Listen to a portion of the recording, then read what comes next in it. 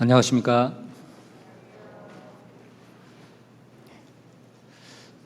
잠깐 기도하고 말씀을 상고하겠습니다. 같이 기도하겠습니다.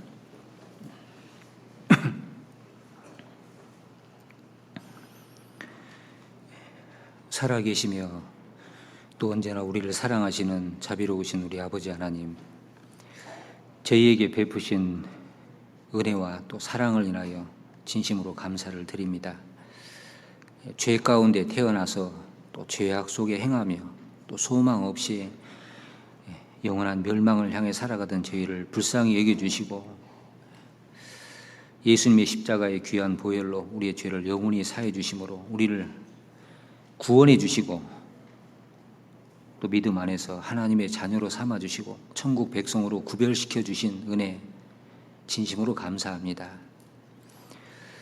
또 우리에게 영원한 생명을 허락해 주셔서 하나님 나라에서 또 영생할 수 있는 또 천국을 기업으로 얻을 수 있는 소망을 주신 은혜 진심으로 감사를 드립니다. 또 구원받은 이후에 여러 가지 부족함과 또 어리석고 연약함이 있지만은 늘 저희를 지켜주시고 또 인도해 주셔서 우리의 남은 삶을 복음 안에서 또 하나님의 뜻과 영광을 위해 살 수 있는 주님의 역사를 위해 살 수 있는 은혜와 기회를 허락해 주시는 걸 진심으로 감사합니다. 받은 은혜가 큰 만큼 늘 우리 마음에 주님의 은혜를 일깨우고 감사하며 또 순종하며 남은 삶을 주의 영광을 위해 살 수 있도록 더욱 붙들어 주시고 인도해 주시옵소서. 오늘 주일 또 우리가 주님 말씀 앞에 함께 모였습니다.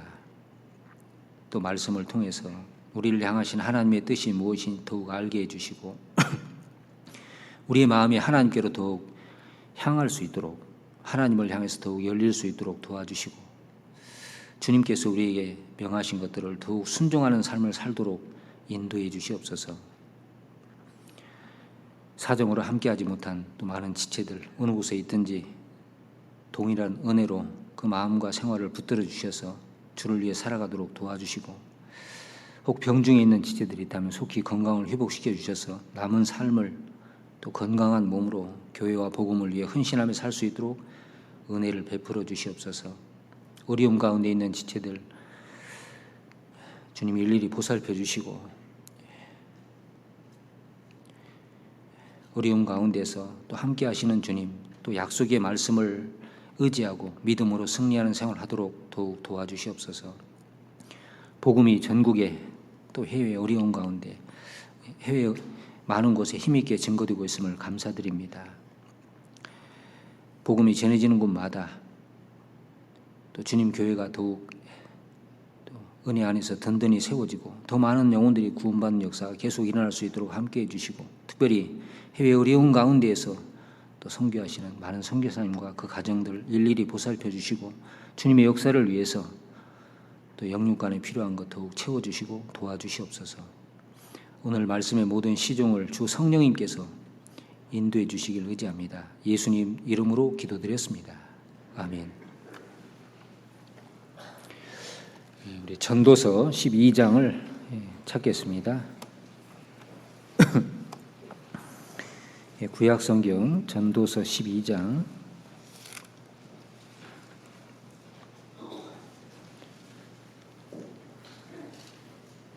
13절 말씀입니다.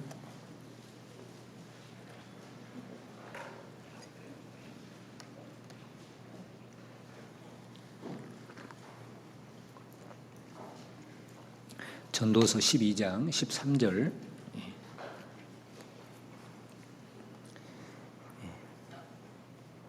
찾으셨으면 같이 한번 읽겠습니다.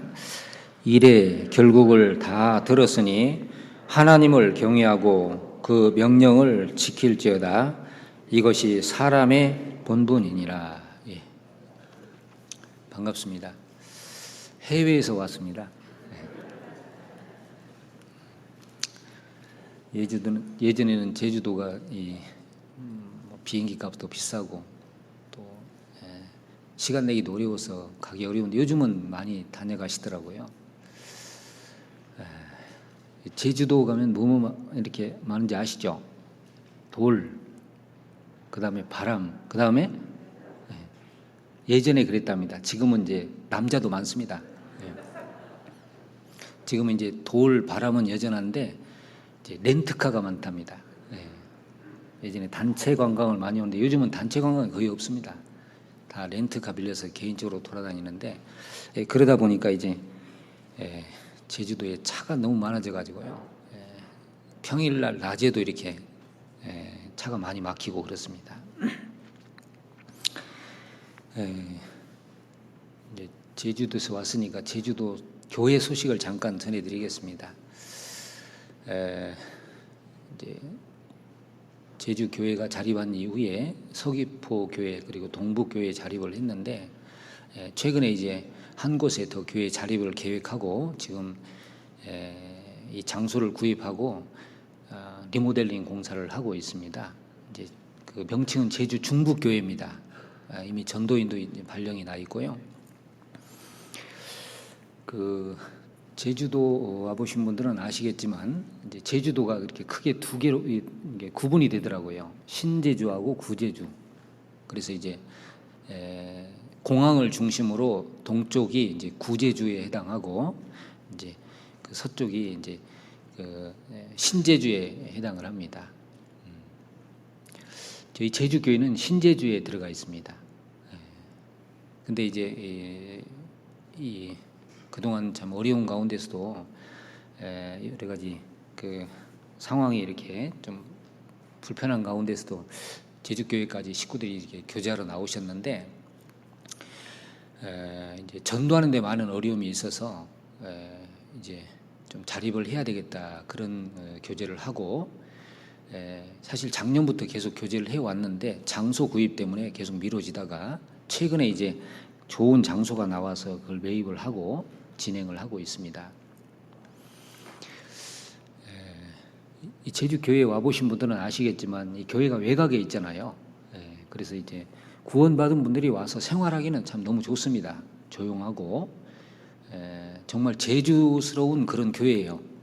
제주교회 딱 제주도에 맞는 그런 교회입니다. 제주교회는. 그런데 이제 단점이 이제 그 새로운 사람들을 데리고 오는 데는 또 어려움이 많습니다. 지금 이제 제주교회 앞에 또 큰 길이 좀 생겨서 다행인데요.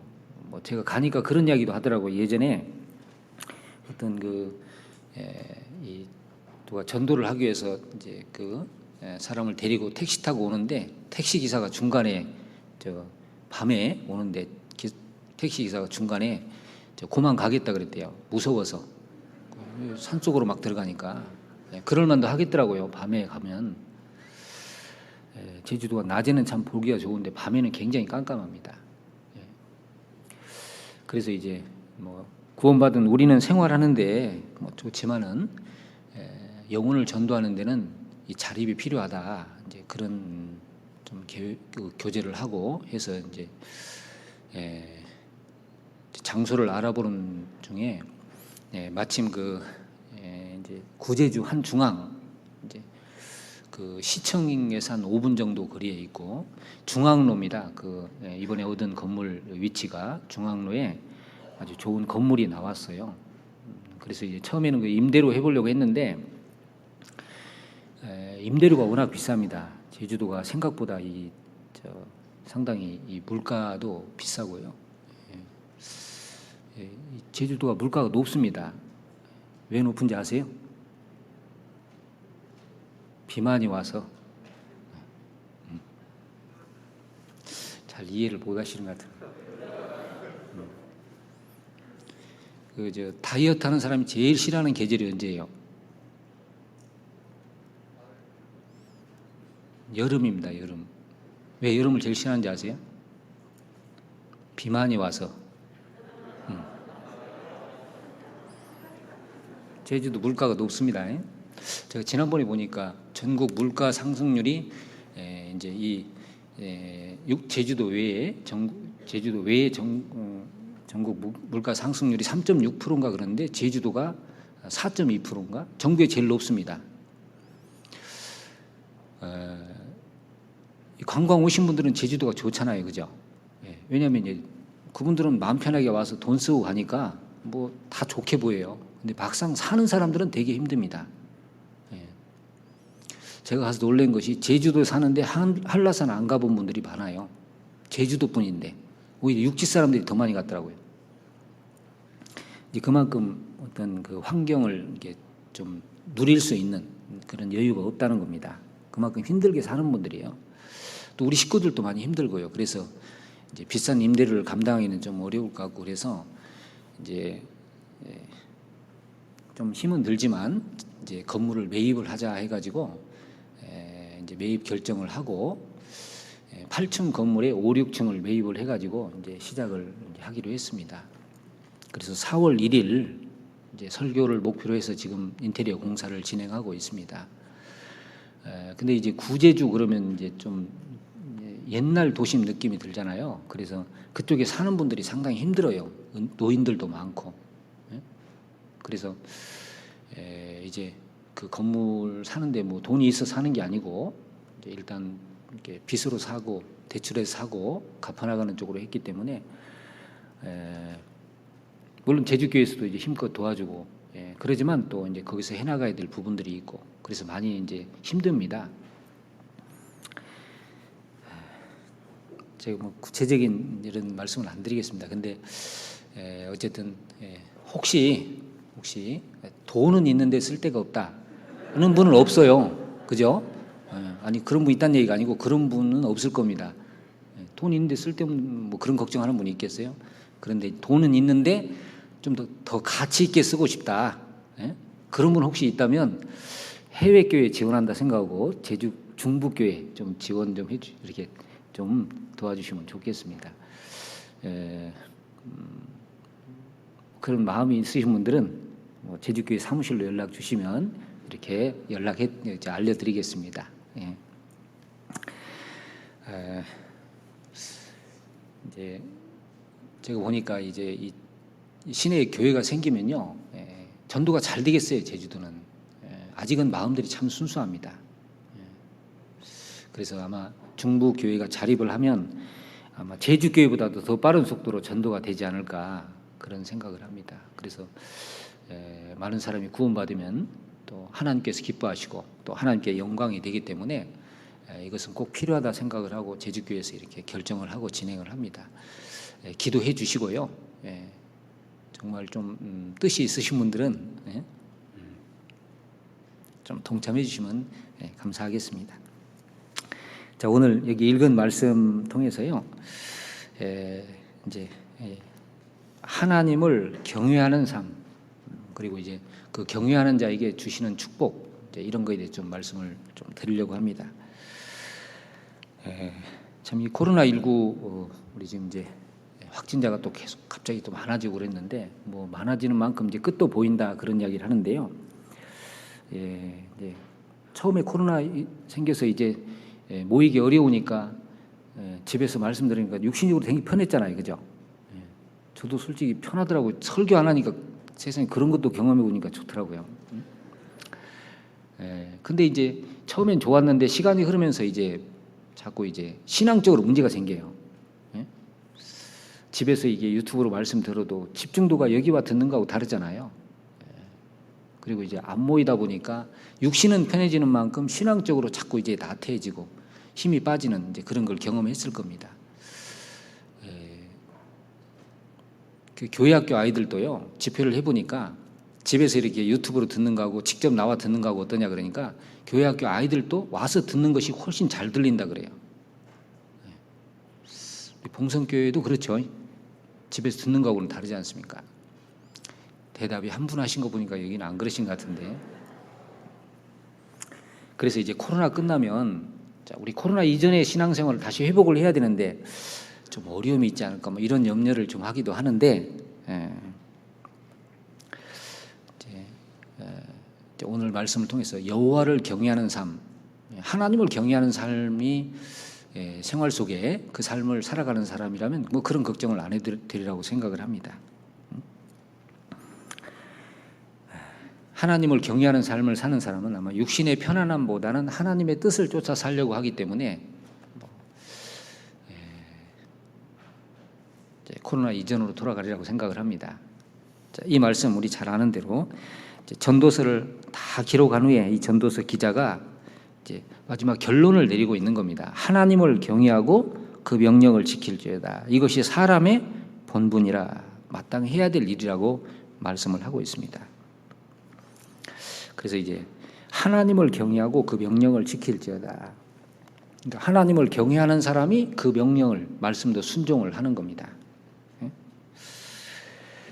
자, 우리 이 하나님을 경외하는 삶에 대해서는 사실 어떻게 보면은 이제 우리 계속 말씀을 통해서 배운다고 할 수 있습니다.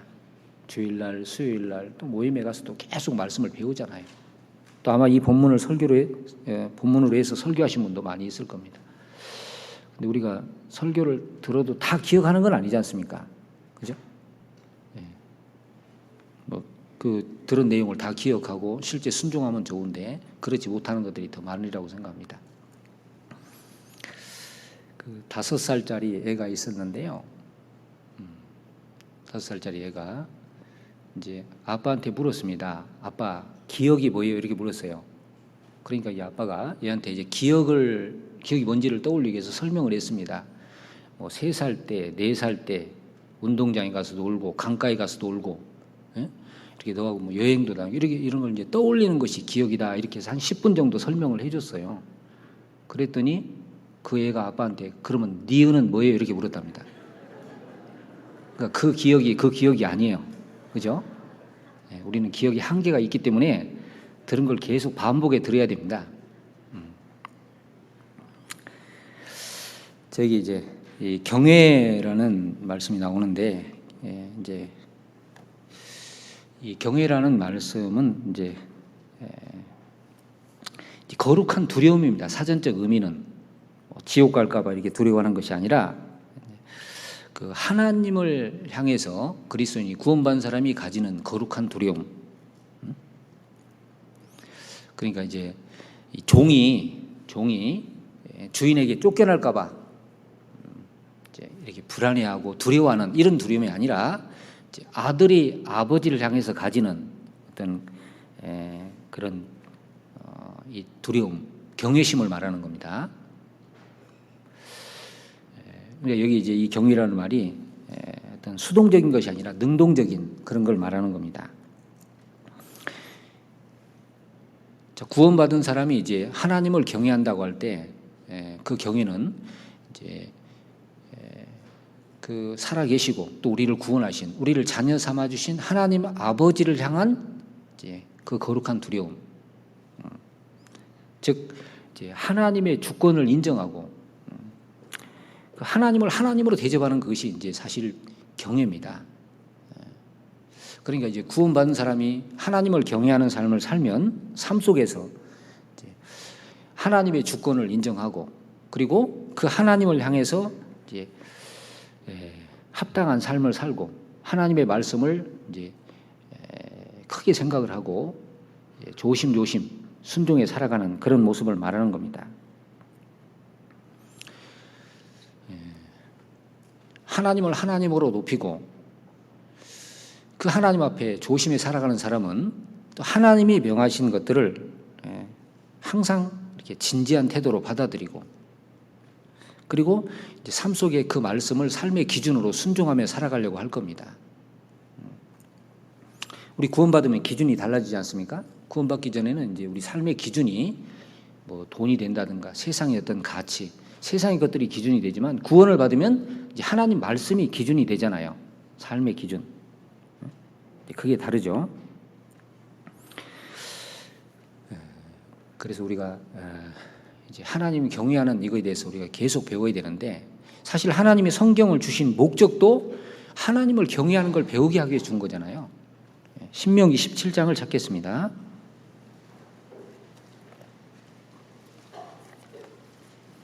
신명기 17장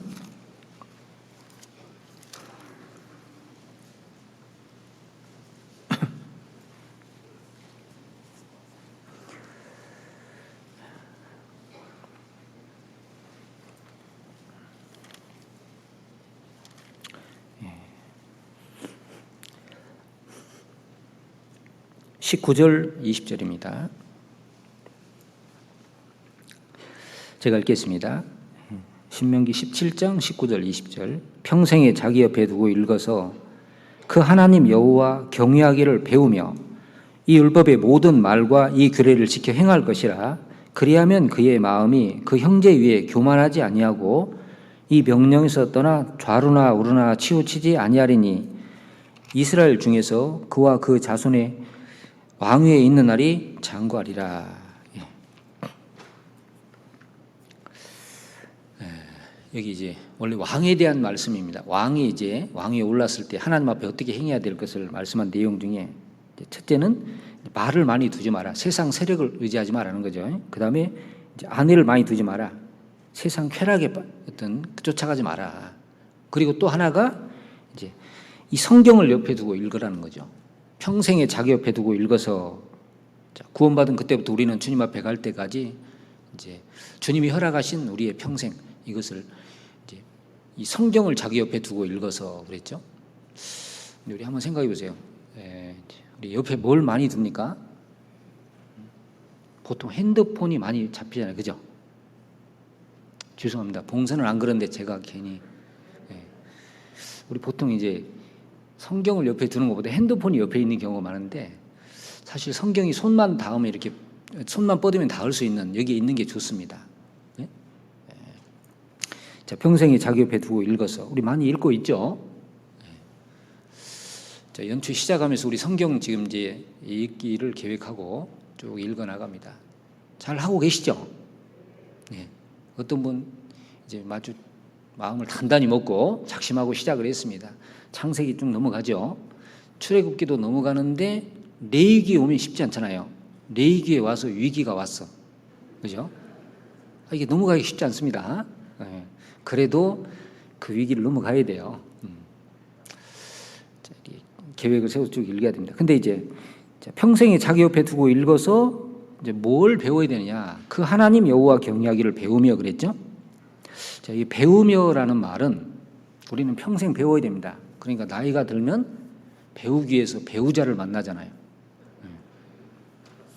근데 이제 우리 육신은 이 아담 안의 육신은 이제 이 아담으로부터 불려받은 이 죄성이 있습니다. 육신의 기질이 있습니다. 우리 구원받아서 아직 그걸 가지고 있습니다. 가만 놔두면 이게 하나님 경외하는 쪽으로 가는 게 아니에요. 어떻게 하면 육신의 이 기질을 따라서 죄의 기질을 따라 살려고 합니다. 타락된 죄의 기질로 나아가려고 하는 게 있어요. 그러니까 이게 가만 놔두면은 저절로 하나님 경외하는 게 아니고 이 말씀대로 배워야 되는 거죠. 그 하나님 여호와 경외하기를 배우며 어디서? 성경에서 배워야 됩니다. 그러니까 우리가 이제 배우지 않으면 본성을 따라 살아요. 육신을 쫓아 삽니다. 그러니까 우리가 주일, 수요일 또 모임에 가서 계속 말씀을 배워서 여호와 경외하는 걸 배워야 되는 겁니다. 여기 그 하나님 여호와 경외하기를 배우며, 그래서 여호와를 경외해야 그 다음에 어떻게 해요? 율법의 모든 말과 규례를 지켜 행할 수가 있는 거예요. 하나님이 어떤 분인지 알고 하나님을 하나님 위치로 놓고 하나님을 경외하는 삶을 살아갈 때 말씀에 순종하는 삶이 나오게 되는 겁니다. 그리고 뒤에 것도 같이 따라가는 거죠. 이제 잠언을 기록해 준 목적도 사실 하나님을 경외하는 삶을 살게 하기 위한 겁니다. 그래서 잠언 1장 7절에 보면은 여호와를 경외하는 것이 지식의 근본이오늘 그랬죠. 미련한 자는 지혜와 훈계를 멸시하느니라. 여호와를 경외하는 것이 지식의 근본이다. 지식의 근본이라는 말은 하나님을 알 뿐더러 그리고 구원받고 신앙생활하는 모든 지혜가 하나님을 경외하는 데서부터 시작된다는 말이잖아요. 그러니까 하나님을 경외하는 삶이 없으면은 사실 이제 신앙생활을 할 수가 없는 겁니다. 모든 지혜의 시작점이 하나님을 경외하는 데서부터 시작되는 겁니다. 그리고 이 하나님을 경외하는 삶은 가장 가치 있는 삶이잖아요. 그렇죠? 우리가 육신을 가지고 이 땅에 살아가는 가운데 하는 일 중에 가장 가치 있고 가장 아름답고 의미 있는 일이 바로 여호와를 경외하는 삶입니다. 잠언 31장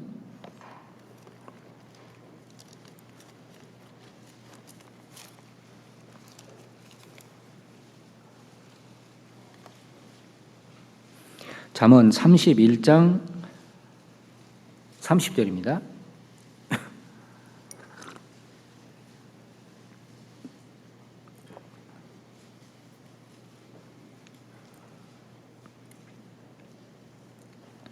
제가 읽겠습니다. 고운 것도 거짓되고 아름다운 것도 헛되나 오직 여호와를 경외하는 여자는 칭찬을 받을 것이라. 고운 것도 거짓되고 아름다운 것도 헛되나 그랬는데, 고운 것도 여기 거짓되고 그랬는데, 제가 옛날에 그 성지순례 가니까요, 저희 인도에 있던 가이드가 그런 이야기 하더라고요. 한국 여자들은 아침에 일어나면 못 알아본다고. 죄송합니다, 자매님들 아닌데 워낙 화장으로 포장을 해가지고 잘 못 알아본다 그래요. 숨겨진 게 많습니다. 고운 것도 거짓되고, 우리 사실 뭐 저 연예인들도 보면요, 실제 이렇게 저 화장 안 하고 얼굴 보면 우리나 똑같아요, 그죠? 숨겨져 있는 거죠. 또 요즘은 또 이게 저 뭐 사진 보면 사진빨이라 그러잖아요. 사진으로 얼마나 그렇게 포장을 해놨는지 가보면 또 그렇지 않은데. 그리고 아름다운 것도 헛되나, 참 꽃도 이렇게 아름다운 때가 있지만 시간 지나면 그 시들면서 떨어지는 건 추해지잖아요. 그러니까 세상에 고운 것, 아름다운 것도 있지만 이게 다가 아닙니다. 진짜가 아닙니다, 사실. 자, 그런데 여호와를 경외하는 여자는 칭찬을 받을 것이라. 그 말은 뭐냐면 여호와를 경외하는 삶이 가장 가치 있는 삶이다. 그게 진짜 아름답고 고운 거라는 걸 말씀하는 겁니다. 자, 이 여호와를 경외하는 삶이 하나님 볼 때 가장 가치 있는, 의미 있는 삶입니다.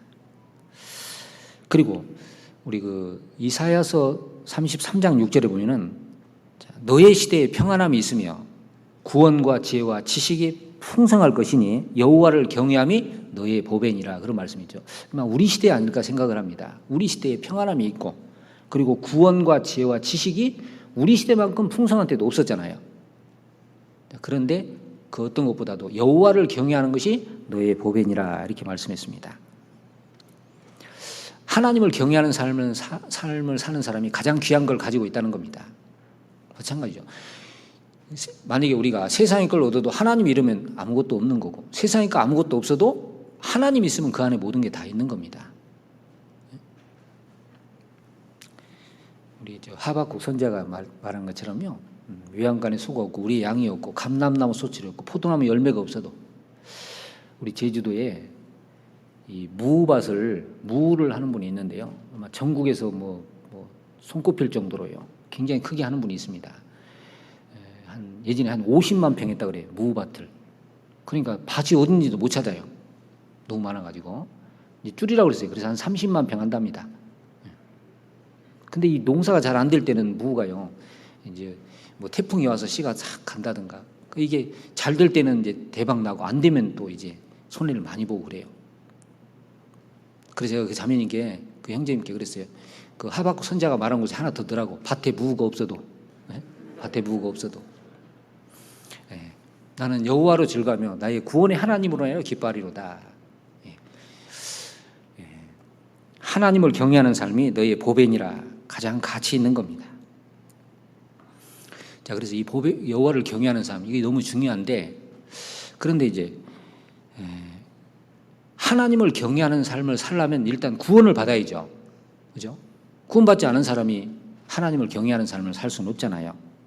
영적으로 죽어있는 죄인이 하나님을 경외하는 것은 불가능한 얘기입니다. 구원을 받고 성령이 오셔야 이제 여호와를 경외하는 삶을 시작할 수 있는 겁니다. 이사야 11장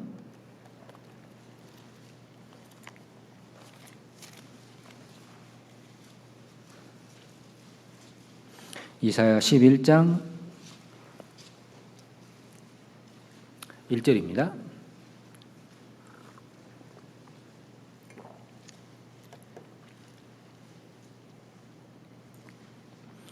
제가 읽겠습니다. 이새의 줄기에서 한 싹이 나며 그 뿌리에서 한 가지가 나서 결실할 것이요, 여호와이신 곧 지혜와 총명의 신이요 모략과 재능의 신이요 지식과 여호와를 경외하는 신이 그 위에 강림하시리니 그가 여호와를 경외함으로 즐거움을 삼을 것이며 그 눈에 보이는 대로 심판치 아니하며 귀에 들리는 대로 판단치 아니하며. 예. 여기 이제 구원받은 사람에게 올 성령을 이제 일곱 가지 특징으로 말씀을 했는데, 여호와의 신, 지혜의 신, 총명의 신, 모략의 신, 재능의 신, 지식의 신, 그 다음에 여호와를 경외하는 신, 이렇게 이야기를 했습니다. 자, 이게 여호와를 경외하는 신이 그 위에 강림하시리니, 이게 성령이죠. 자, 우리는 구원받기 전에는 이제 뭐 하나님을 경외하고 즐거워하는 것보다는 이제 이 죄를 짓는 걸 즐거움으로 삼았잖아요. 그런데 성령이 오시면, 성령은 여호와를 경외하는 신이니까 성령을 받으면 그 다음에 이제 3절에 그가 여호와를 경외함으로 즐거움을 삼을 것이요 그랬잖아요. 그러니까 여호와를 경외하는 삶이 이제 즐거움이 되는 사람은 성령을 받아야 되는 거죠. 즉 구원을 받아야 되는 겁니다. 참으로 구원받지 않은 사람은 여호와를 경외하는 삶을 살 수가 없는 거예요. 성령이 오시면 하나님의 은혜가 깨달아지고, 그 은혜는 우리에게 감사함을 가져오고 순종을 가져오고 하나님을 경외하는 삶으로 나아가도록 하는 겁니다. 그래서 그가 여호와를 경외함으로 즐거움을 삼을 것이요. 여기 즐거움을 삼는다. 여호와를 즐거워하라. 그가 내 소원을 이루어 주시라 그랬죠. 여호와를 기뻐하라 그랬잖아요. 여러분, 어떤 걸 들으면 즐거움이 있으세요? 예?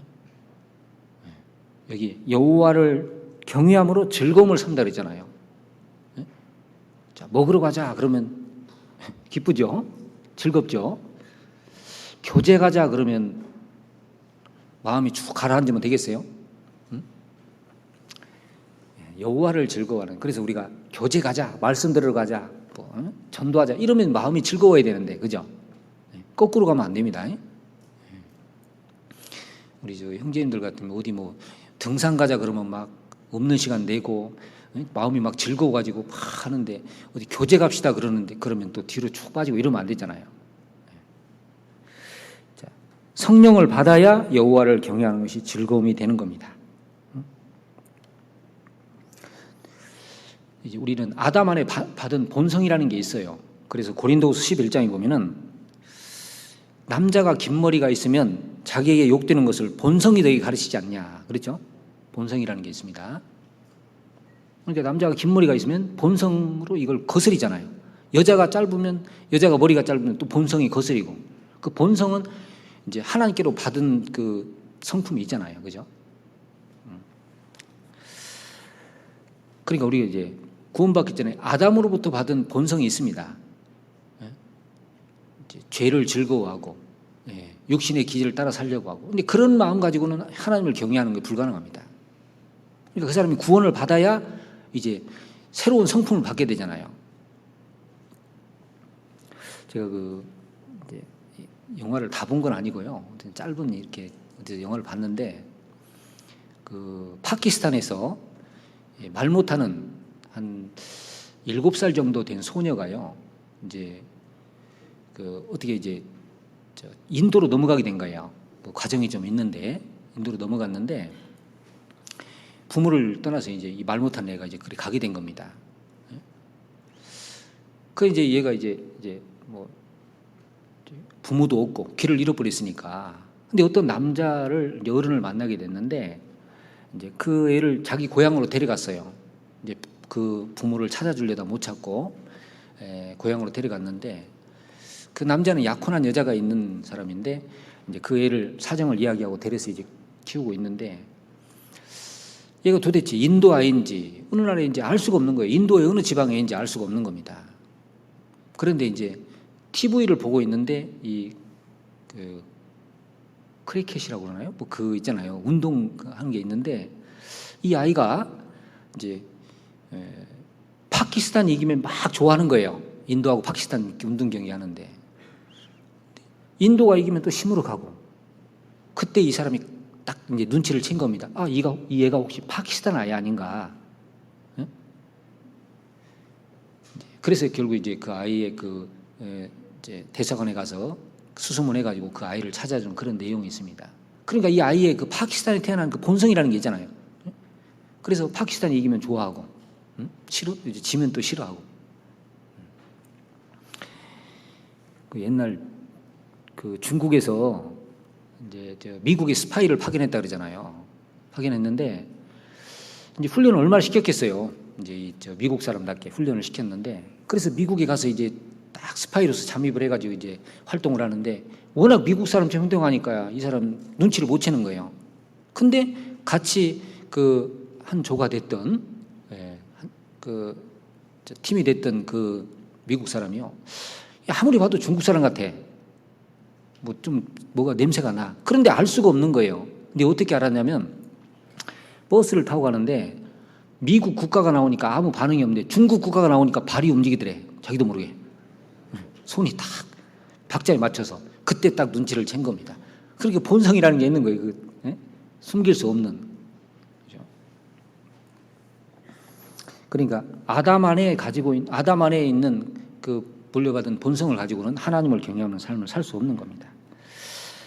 우리 그 사사기 12장에 보면은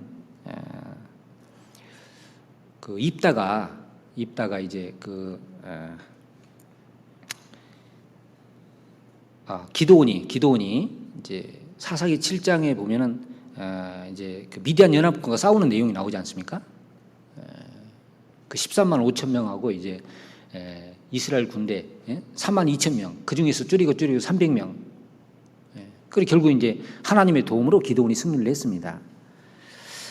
그런데 이제 그때 그 에브라임 사람들이 입다한테 이제 불평을 하죠. 왜 우리를 안 불렀느냐?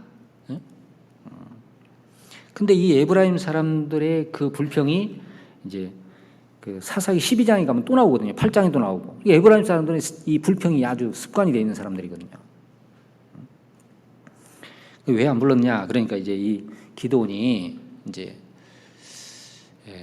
이 에브라임 사람들 그 마음을 누그러뜨리기 위해서, 자, 우리가 한 일이, 나의 한 일이 너의 행한 일에 비교가 되겠느냐?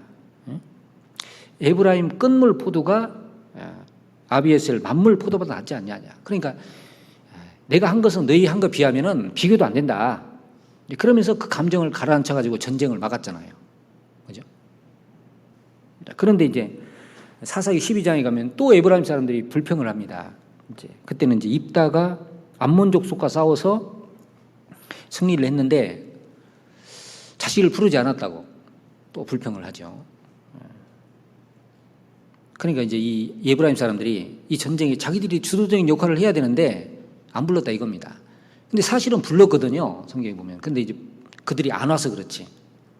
그래서 이제 이 입다가 아주 목숨 걸고 싸워서 하나님의 도움으로 결국 승리를 했는데, 그러니까 이 에브라임 사람들은 항상 자기들이 중심에 있어야 된다고 생각하는 거예요.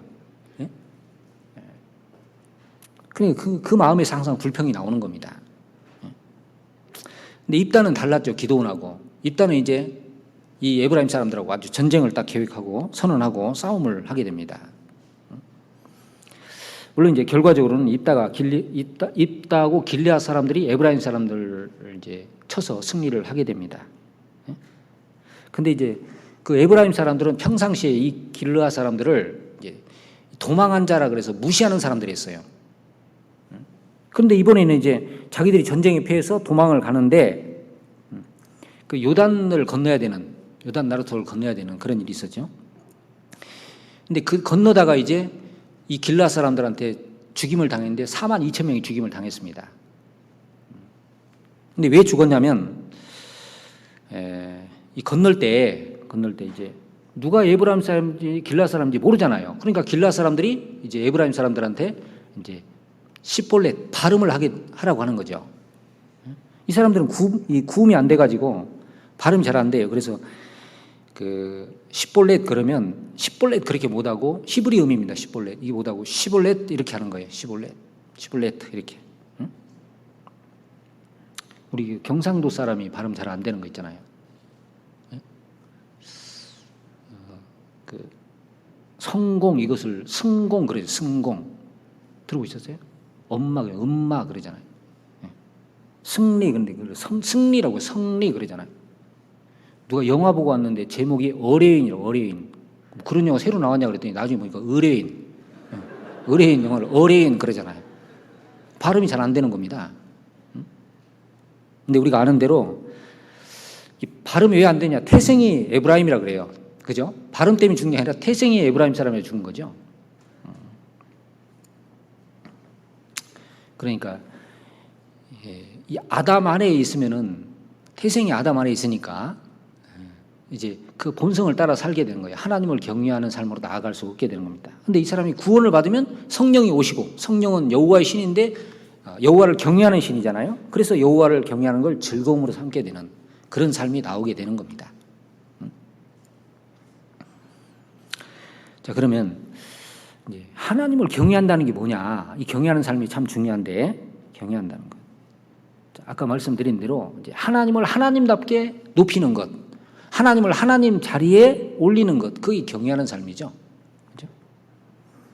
하나님을 하나님 위치에 두는 그것이 하나님을 경외하는 삶입니다. 그러니까 하나님을 경외하면 하나님을 가장 위에 두게 되잖아요. 하나님 중심의 삶을 살게 됩니다. 그리고 그 하나님의 말씀을 가장 위에 두고 그 말씀을 순종하는 삶을 살게 되는 거예요. 하나님을 향한 거룩한 두려움을 가지고 살게 됩니다. 신명기 5장입니다.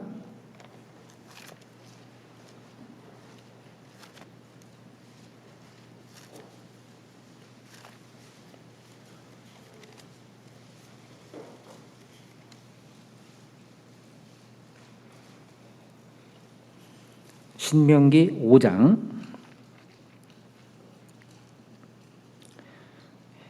29절입니다. 신명기 5장 29절 제가 읽겠습니다. 다만 그들이 항상 이 같은 마음을 품어 나를 경외하며 나의 모든 명령을 지켜서 그들과 그 자손이 영원히 복받기를 원하노라.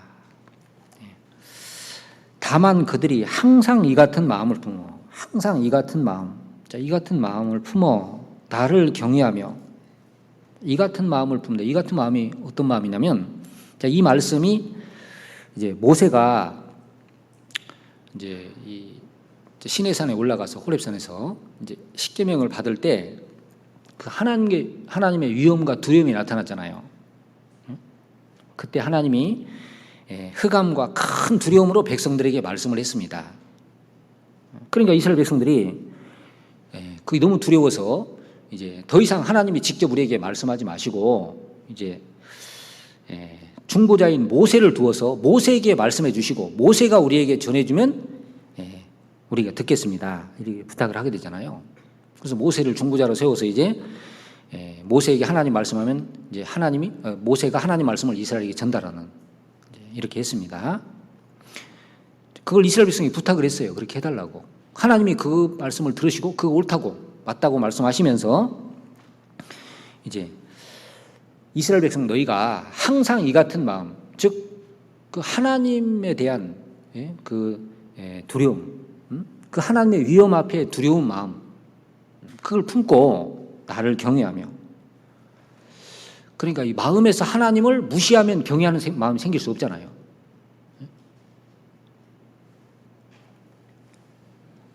항상 이 같은 마음, 그 하나님의 위엄과 두려움, 그걸 이스라엘 백성이 봤으니까 이제 그 하나님 앞에 그 마음을 품고 있으라는 거죠. 품어 나를 경외하며.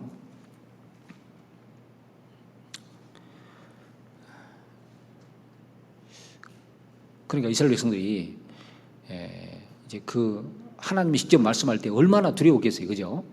그 하나님의 위엄을 봤는데, 뭐 형상을 본 건 아니지만 그 폭풍과 흑암 속에서 말씀하시는 걸 들었을 때 얼마나 그들이 그 하나님에 대한 경외심을 가졌겠습니까? 자, 그러니까 이제 이 마음을 품으란 말이 그 하나님을 하나님 위치에 두는, 하나님 앞에 하나님으로 대우하고 두려워하는 마음을 가지라는 거죠.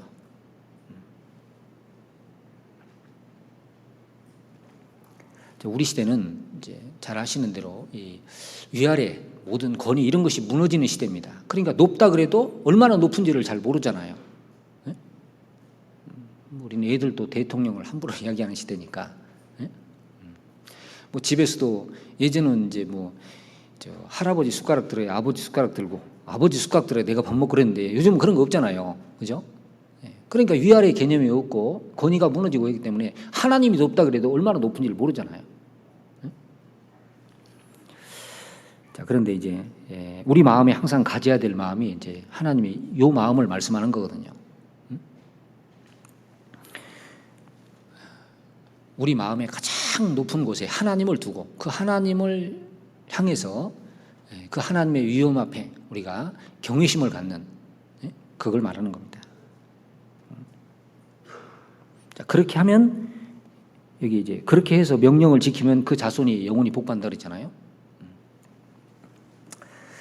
자, 그러면 성경에 이제 이렇게 하나님을 하나님으로 높이는 하나님을 경외한 모습들이 성경에 나오죠.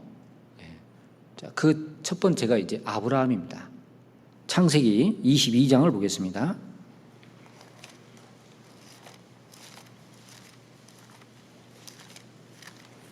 창세기 22장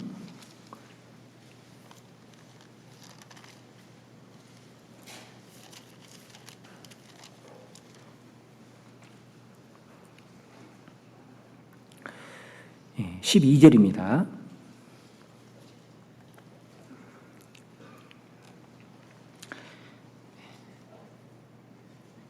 창세기 22장 12절 사자가 가라사대 그 아이에게 내 손을 대지 말라 아무 일도 그에게 하지 말라 내가 내 아들 내 독자라도 내게 아끼지 아니하였으니 내가 이제야 내가 하나님을 경외하는 줄을 아노라. 예. 이 창세기 22장에 경외라는 단어가 이제 성경의 첫 번 여기서 등장합니다. 이 아브라함이 독자 이삭을 하나님께 드렸을 때 하나님이 그걸 이제 나를 경외했다 이렇게 말씀을 했죠. 이 경외라는 단어가 여기 첫 번 나오는데 우리가 성경에 첫 번 나오는 단어는 그 단어의 의미가 무엇인지를 그걸 통해서 우리에게 말씀하잖아요. 예를 들면 이제 연합이라는 단어가 첫 번 나오는 것이 창세기 2장이죠. 그래서 연합이 뭐냐 이것을 창세기 2장 이제 아담과 하와를 통해서 우리에게 말씀해 주고 있잖아요.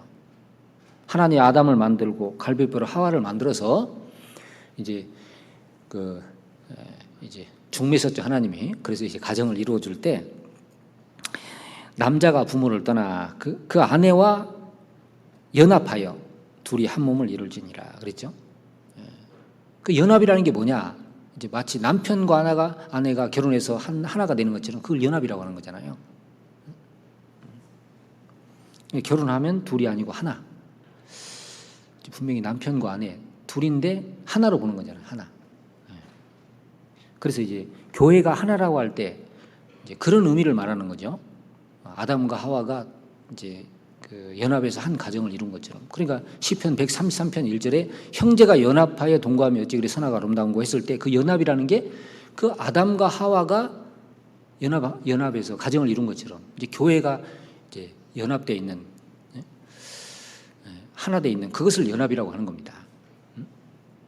그러니까 교회에 왔다 갔다 하는 그냥 이렇게 발만 대드는 이게 연합이 아니잖아요.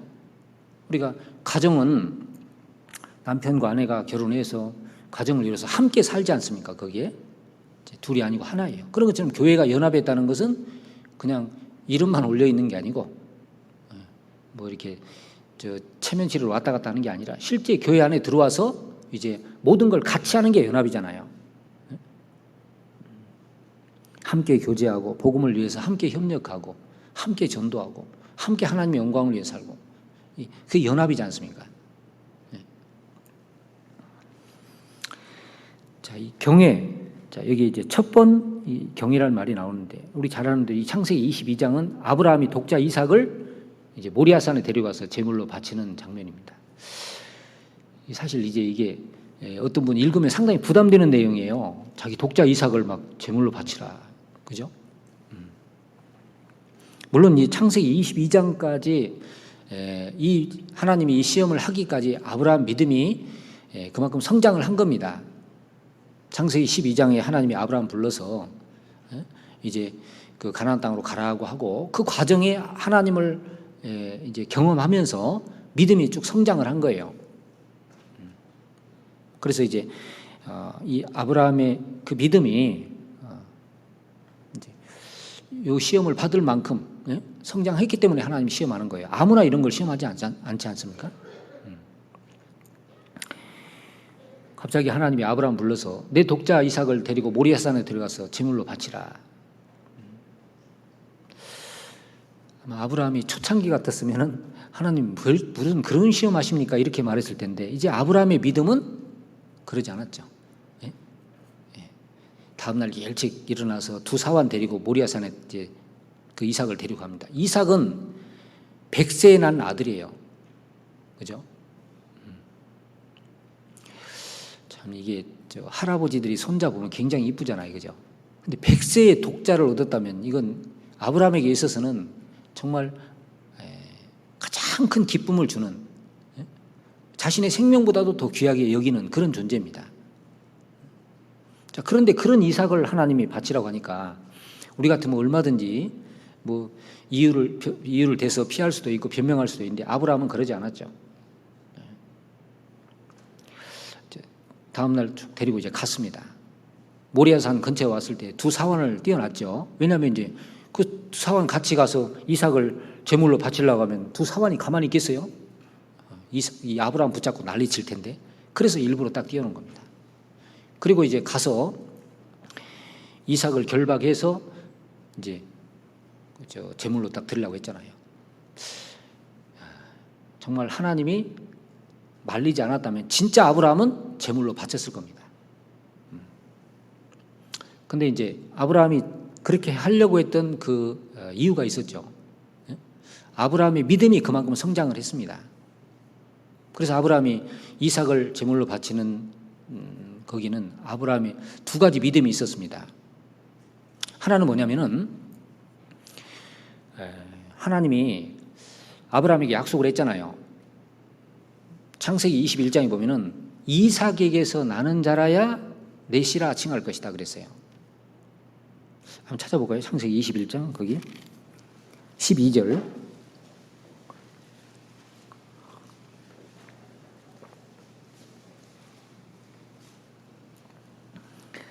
하나님이 아브라함에게 이르시되 내 아이나 내 여종을 위하여 근심치 말고 사라가 내게 이런 말을 다 들으라. 이삭에게서 나는 자라야 내 씨라 칭할 것임이니라. 여기 분명히 이삭을 딱 지칭을 했습니다. 그런데 그 이삭을 제물로 바치라고 했잖아요. 그러니까 아브라함 마음속에 어떤 게 있었겠어요? 아브라함이 경험한 하나님은 전능의 하나님이거든요. 자, 분명히 하나님은 이삭을 통해서 후손을 하늘의 별처럼 많게 할 거다. 그 약속을 이루어 주실 거라는 믿음이 있었던 겁니다. 히브리서 11장에 그 내용을 말씀하고 있잖아요. 자, 그 다음에 또 아브라함이 이삭을 드릴 수 있었던 것은 이제 이 부활의 하나님을 믿은 거잖아요. 비록 바쳐도 살려줄 거다.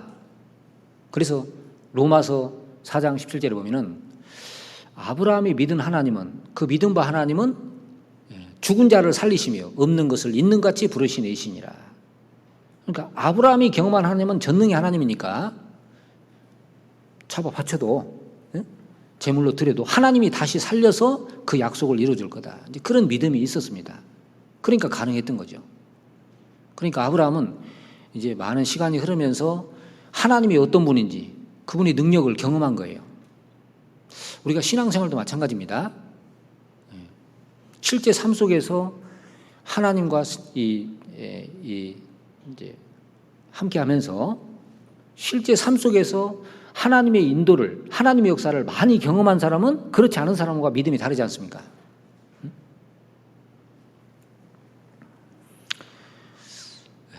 하나님이 이론의 하나님이 아니고 성경의 하나님이 아니고 나의 하나님이 돼서 실제 내가 생활 속에서 그 하나님과 동행하고 순종하고 그 하나님의 역사를 경험한 사람은 실제 하나님 앞에 행하는 것이 다르지 않습니까?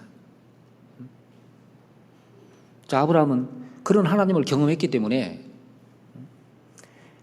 100세의 그 아들도 줬잖아요. 모든 것이 다 끝났다고 생각하는 전능의 하나님입니다. 그러니까 그런 하나님을 경험했기 때문에 이제 잡아바치라 그랬을 때도 제물로 드리라 그랬을 때도 아브라함은 주저하지 않았습니다. 그래서 제물로 딱 드리려고 했는데 그때 하나님이 아브라함아 내 독자 이삭에게 손대지 마라 그랬죠. 거기 22장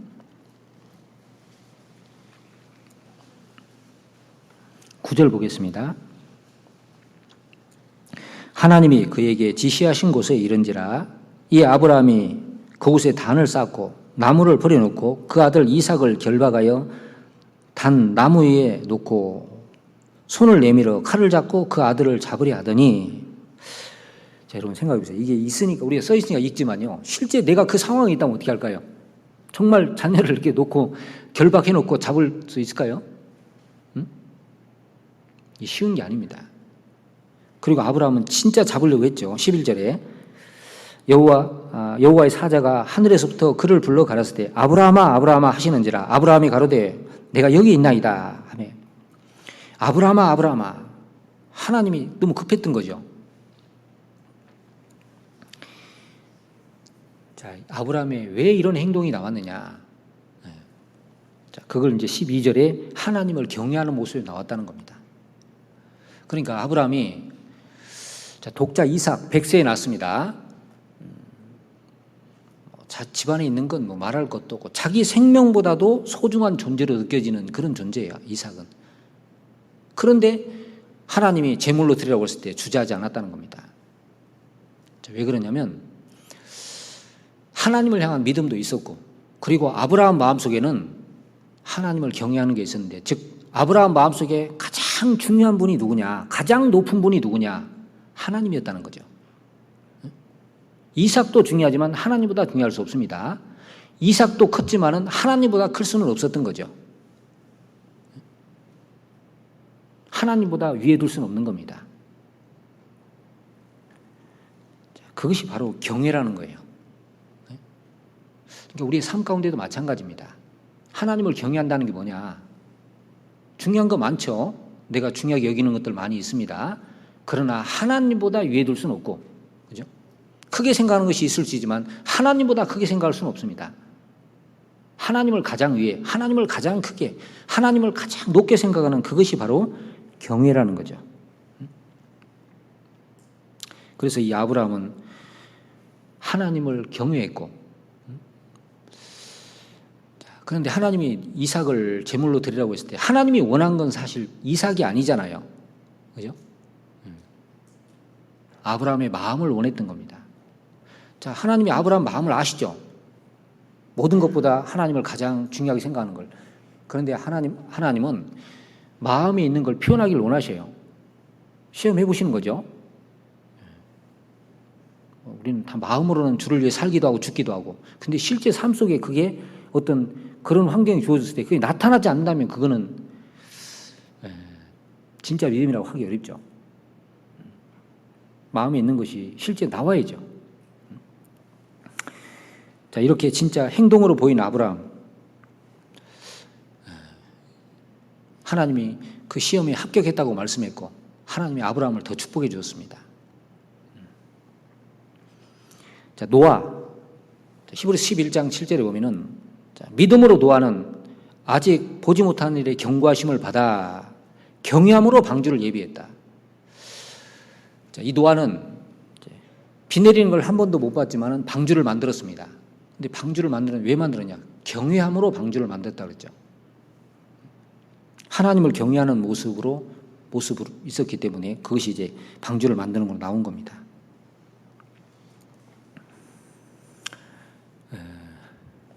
비도 내리지 않고 또 당시에 많은 여러 가지 환경적으로 볼 때 배 만드는 거 쉽지 않았을 텐데, 그러나 노아의 마음에 하나님을 경외하는 게 있었죠. 하나님을 경외하니까 하나님의 말씀을 중요하게 생각하고, 그것이 방주를 준비하는 걸로 나온 겁니다.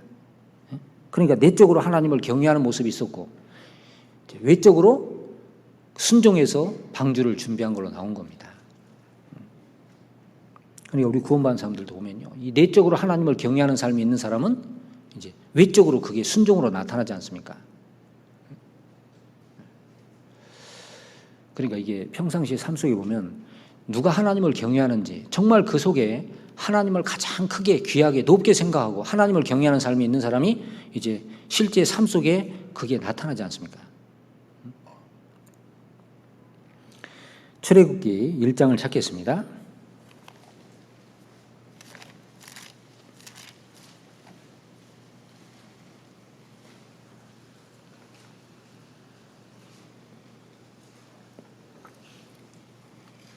출애굽기 1장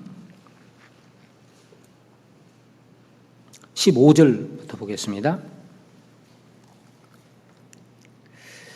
애굽 왕이 히브리 산파 시브라라 하는 자와 부하라 하는 자에게 일러 가로되 너희는 히브리 여인을 위하여 조산할 때에 살펴서 남자이든 죽이고 여자이든 그는 살게 두라. 그러나 산파들이 하나님을 두려워하여 애굽 왕의 명을 어기고 남자를 살린지라. 자, 요셉을 알지 못하는 새 왕이 이제 왕조가 바뀐 겁니다. 근데 히브리 사람들이 갑자기 애굽에서 이제 번성하니까 이제 애굽 왕이 명령을 내렸죠. 여기 히브리 산파 시브라 부하 두 사람에게 남자는 죽이라 그랬습니다. 자, 그런데 이 산파들이 하나님을 두려워하여 애굽 왕의 명을 어기고 남자를 살렸다. 자, 산파들이 여자입니다. 여자인데 하나님을 두려워하여 그랬죠. 왕의 명을 어겼다. 자, 이때 당시에 애굽의 왕은 절대적 존재입니다. 절대 권력을 가지고 왕의 명령은 곧 법이고, 그러니까 그 명을 어긴다는 게 쉬운 건 아니지 않습니까? 그런데 왕의 명을 어기고 그랬죠. 자, 왕의 명령을 어기려면은 목숨을 내놔야 돼요. 목숨을 걸어야 돼요. 그런데 왕의 명을 어기고, 왜? 하나님을 두려워하여 이렇게 했죠. 하나님을 두려워. 이 히브리 산파들이 아마 여기 히브리 남자 아이들을 살린 걸 보면, 죽이지 않고 살린 거 보면 아마 하나님을 알았던 것 같아요. 당시 이스라엘 사람들이 있었기 때문에. 어떤 연유를 통해서 알게 된지 모르겠지만 하나님을 알고 있었던 것 같습니다. 그래서 하나님을 두려워하여 왕의 명을 어기고 남자를 살린지라. 여기 우리 자매님들 계시지만 솔직히 이런 환경에 있다면 이렇게 하는 게 쉽지 않지 않습니까? 이 산파들이 뭐 나이가 어떻게 되는지 환경은 어떤지 잘 모르지만은, 그러나 여자로서 그 왕의 명을 어기고 살린다는 건 쉬운 건 아니잖아요. 그런데 왜 그러겠냐? 하나님을 두려워하여 그랬죠. 자, 그런데 이 산파들의 이 모습을, 하나님을 두려워하여 왕의 명을 어기고 히브리 사람 남자를 살린 이것을 경외했다고 말씀했습니다. 거기 20절 21절입니다. 하나님이 그 산파들에게 은혜를 베푸시니라. 백성은 생육이 중다하고 힘이 강대하며 산파는 하나님을 경외하였으므로 하나님이 그들의 집을 왕성케 하신지라. 자, 산파는 하나님을 경외함으로, 그러니까 왕의 위치가 높잖아요.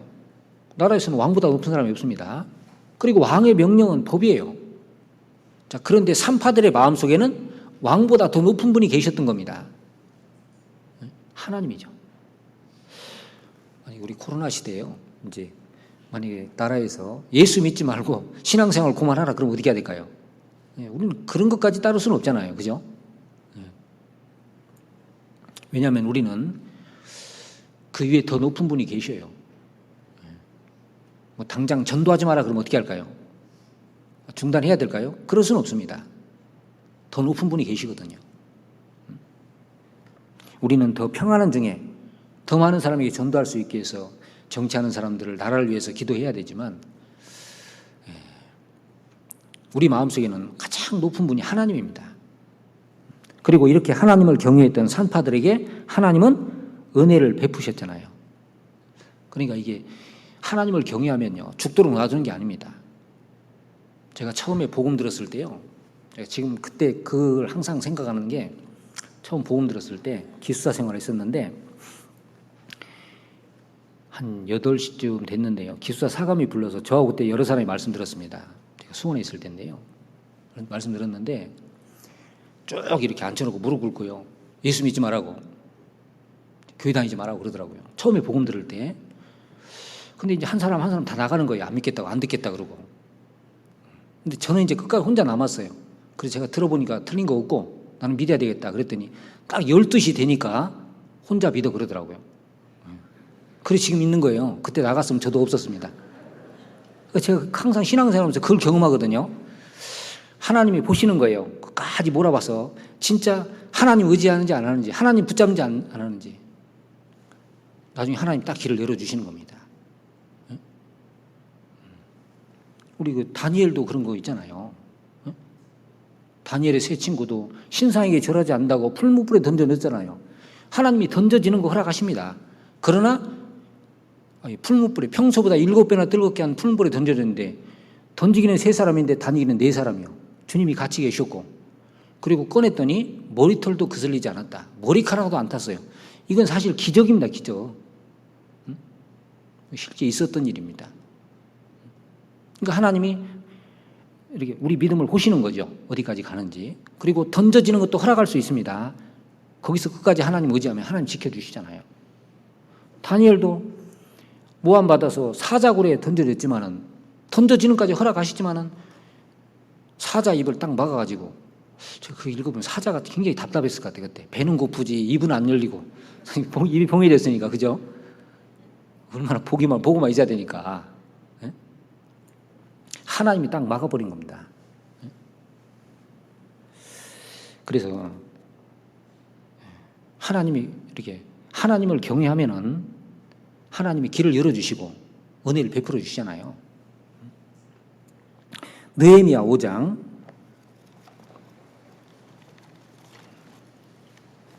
느헤미야 5장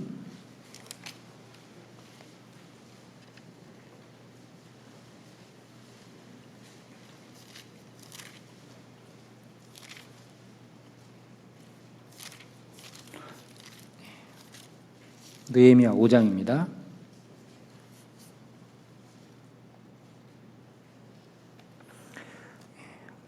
15절 16절입니다. 이전 총독들은 백성에게 토색하여 양식과 포도주와 또 은 40세겔을 취하였고 그 종자들도 백성을 압제하였으나 나는 하나님을 경외함으로 이같이 행치 아니하고 도리어 이 성 역사에 힘을 다하며 땅을 사지 아니하였고 나의 모든 종자도 모여서 역사를 하였으며.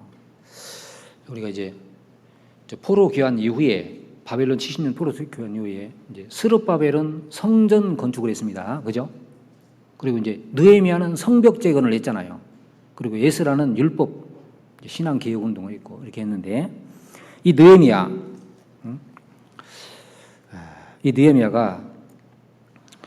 느헤미야 이후에 이전에 이 총독들은 백성을 토색하고 양식과 포도주와 또 은 40세겔, 그러니까 이제 이게 빼앗는 거죠. 취하는 겁니다. 그리고 백성을 압제하는 거예요. 근데 느헤미야는 그러지 않았다는 거죠. 자신이 총독으로 12년 있었는데 자기는 관리로서 녹을 받지 않았다. 이같이 행치 않았고 도리어 이 성역사에 힘을 다하며 이제 그 성벽 재건하는데 힘을 다하고 땅을 사지 않고 모든 종자도 느헤미야와 함께한 사람들도 그 역사에 참여하게 하고. 근데 그렇게 한 이유가 뭐냐? 여기 나는 하나님을 경외함으로 이같이 행치 아니하고. 그러니까 이제 이전 총독들은 하나님을 경외하는 삶이 없으니까 막 백성을 압제하고 토색하고 이렇게 하는데 하나님을 경외하니까 그런 삶에서 떠났다 그 말입니다.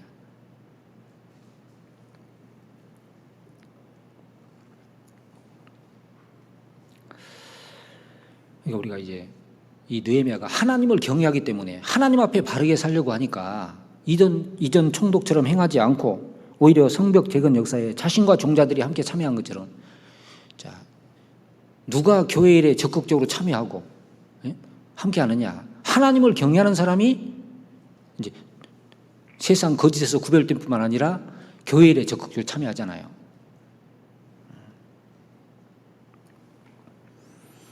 그러니까 우리가 하나님을 경외하는 삶이 되면은 이제 나머지는 뒤따라가는 겁니다. 근데 하나님을 경외하는 사람의 삶이 폐해지면 신앙이 이제 곁길로 나가게 되잖아요. 엘리 제사장 그리고 그 아들들, 사무엘상 그 2장에 보면은 이 엘리 제사장 그리고 두 아들 홈리와 비나스가 있었잖아요. 자, 이 엘리 제사장은 하나님이 책망했습니다. 네 아들들을 나보다 더 중히 여겼다. 그래서 그들이 잘못하고 있는데도 그걸 책망하지 않고 결국 이제 그 블레셋과 전쟁 중에 이 엘리도 이제 죽고 두 아들도 죽었잖아요. 만약에 엘리 제사장이 하나님을 경외하면은 비록 자식이라 할지라도 하나님 앞에 범죄하면은 그거에 대해서 책망을 해야 되잖아요. 큰 죄를 짓는, 하나님 앞에 돌이킬 수 없는 죄를 짓는데도 그걸 그냥 지켜보고 있는 거예요. 제사를 멸시했잖아요. 제사 드리기 전에 고기를 갖다 먼저 먹고 뭐 삶아서 먹고 날 것 좋아한다고 가져가기도 하고, 회막에 수종드는 여인들과 음행죄를 범하고, 참 심각한 죄를 지었습니다. 근데 엘리는 그것을 어떻게 생각하는지 모르겠지만 하나님은 그걸 심각하게 보고 있었잖아요. 돌이킬 수 없는 죄로 보고 있었습니다. 근데 엘리 제사장이 왜 그걸 가만히 보고 있었냐면은, 만약에 엘리 제사장 마음속에 하나님 경외하는 삶이 있었으면은 이 자녀들이 그런 죄를, 그 자식이 그런 죄를 지었을 때 아마 뭔가 결정을 했어야 할 겁니다. 그런데 그냥 지켜만 보고 있는 거예요.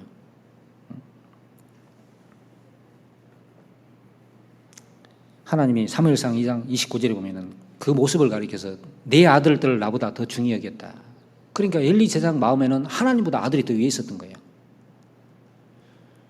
나를 존중히 여기는 자는 내가 존중히 여기고 나를 멸시하는 자는 내가 경멸히 여기리라. 하나님을 존중히 여기면 하나님이 존중히 여겨주시고, 하나님을 무시하면 하나님이 그 사람을 경멸히 여기리라. 근데 엘리 제사장은 이 하나님보다 아들들을 더 위에 두었던 겁니다.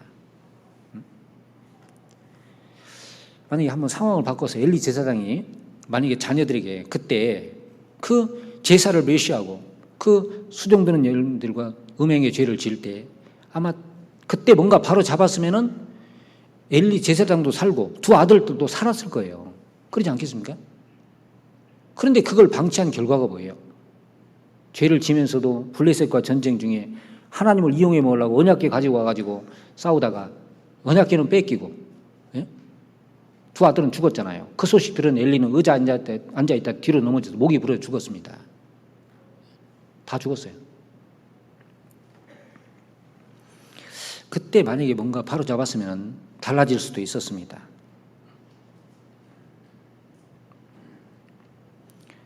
그러니까 우리가 어떤 상황에 들어가더라도 하나님을 경외하는 삶에서 떠나면 안 되는 겁니다. 이 말라기 시대 제사장들 있잖아요. 말라기 한번 찾겠습니다. 말라기 1장.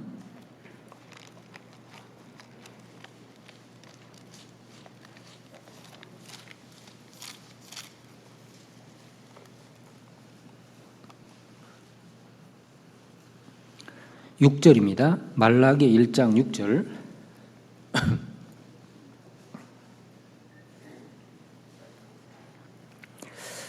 내 이름을 멸시하는 제사장들아, 나 만군의 여호와가 너희에게 이르기를, 아들은 그 아비를, 종은 그 주인을 공경하나니 내가 아비일진데 나를 공경함이 어디 있느냐? 내가 주인일진데 나를 두려움이 어디 있느냐 하나, 너희는 이르기를 우리가 어떻게 주의 이름을 멸시하였나이까 하는도다.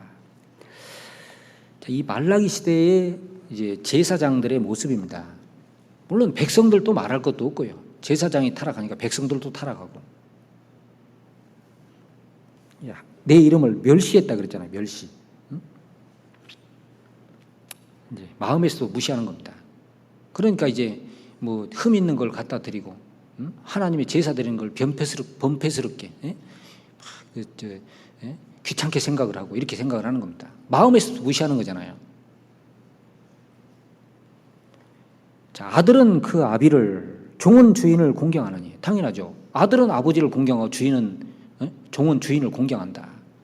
그런데 내가 아버지고 내가 주인인데 너희는 나를 공경하면 어디냐? 그게 뭐냐면 당시 제사장들의 그 마음이, 그 삶이 하나님을 자식이 아버지를 생각하는, 종이 주인을 생각하는 정도로도 생각하지 않은 거예요. 만왕의 왕, 만주의 주시잖아요. 그 하나님을 갖다 아버지처럼도 주인처럼도 여기지 않는, 그러니까 아주 철저하게 무시하는 겁니다. 그러면서도 뭐라 그러는 거예요? 우리가 어떻게 주의 이름을 멸시하였나이까?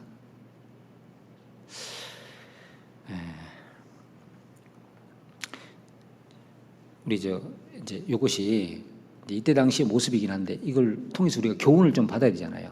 마지막 시대 제사장들, 구원받은 사람들이 제사장이잖아요. 근데 혹시 우리의 마음속에 그런 것은 없는지,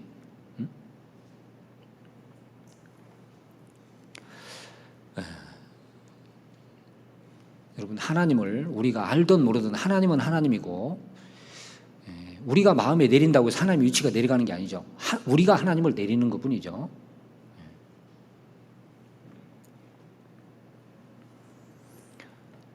근데 혹시 우리의 삶 속에 이 말라기시대 제사장들처럼 하나님을 대하는 모습은 없는지, 아마 그러면 하나님이 이렇게 우리에게 말씀할 겁니다. 내 이름을 멸시하는 제사장들아, 그런 모습이 되면 안 되겠죠. 자, 우리가 이제 구원 안 받은 사람들은 종교 생활합니다. 우리는 신앙 생활 하잖아요. 그죠? 신앙 생활. 우리는 구원 받았다고 하잖아요. 그들과 우리가 다른 게 뭘까요? 자, 우리를 구원하신 하나님, 이건 이론이 아니지 않습니까? 실존이죠, 실존. 실제 존재하고 계신 분입니다. 나를 구원한 게 사실입니다. 하나님은 정말 나를 위해서 자기 아들을 보내줬어요. 자, 아까 아브라함에게 하나님이 내 독자 이삭, 내 독자라도 아끼지 아니하였은지 이제야 내가 나를 경외한 줄 알았다 그랬죠. 그 아끼지 않았다 그랬잖아요. 하나님은 우리에게 그렇게 해주신 거죠. 사실 아브라함도 하나님이 먼저 아브라함이 그렇게 해줬기 때문에 아브라함도 그렇게 한 겁니다. 그래서 로마서 8장 32절에 보면은 자기 아들을 아끼지 아니하고 우리 모든 사람을 위하여 내주시니까, 하나님이 예수님 우리에게 보내줄 때 아끼지 아니하고, 우리는 그 하나님을 믿잖아요. 실존도 믿고 구원도 믿고, 그리고 내 생활 속에 함께하는 것도 믿고, 주님이 오시면은 재림할 것도 믿고, 주님 오시면 우리가 그 주님 재림하시는 모습 앞에 영광스럽게 쓸 것도 믿고, 실제 천국 들어갈 것도 믿고, 그죠? 그러니까 우리가 믿는 하나님은 어떤 이론의 그런 어떤 종교의 하나님이 아니잖아요. 실존입니다.